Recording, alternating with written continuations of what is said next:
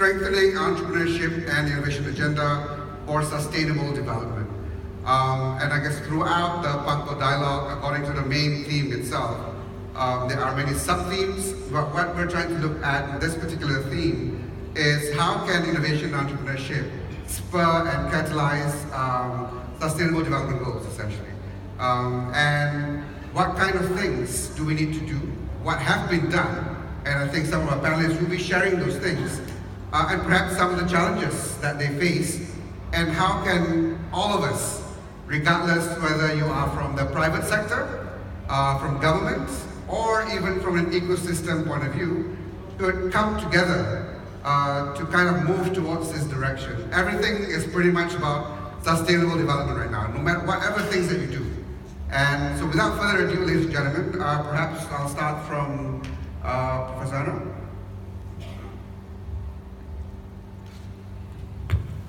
Thank you very much. No problem. But before that, I would like to say in few words that I would have been better standing on the ground and using this speaker here on the first row. But I think it's going to do well. I have to just bend down a little bit.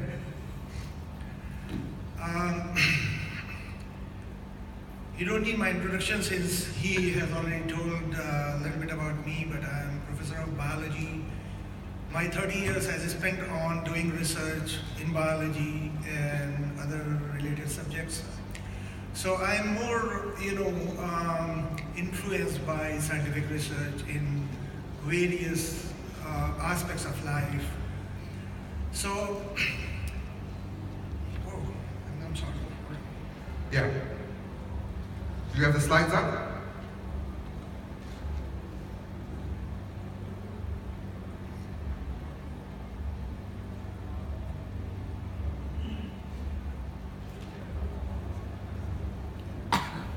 No, that's not the one that's part of it. It's yours, right?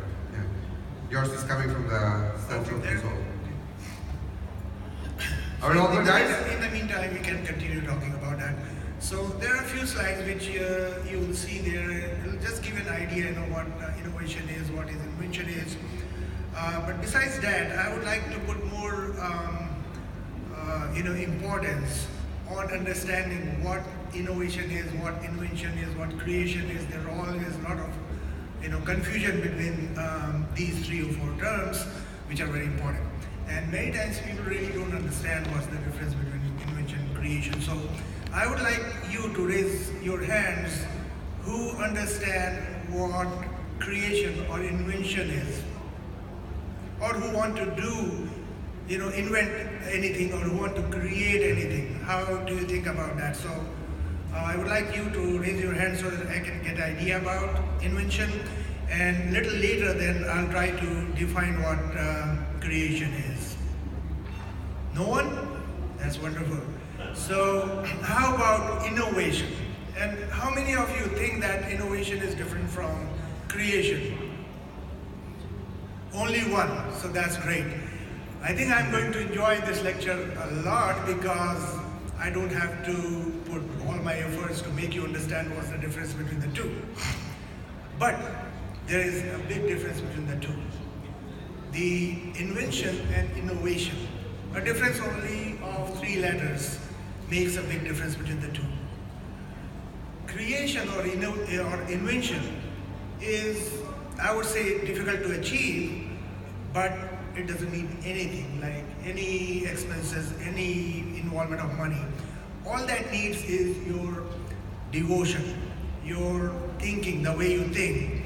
And this thinking never comes up just by sitting here in front of us and listening about creation. No, that basically starts from the day you come into this world. And from your schooling days, from your society, from your culture, from your home. That is where you get those ideas. Your creations come from there. So you don't need like schooling, you don't need to do scientific research, you don't need to do anything big.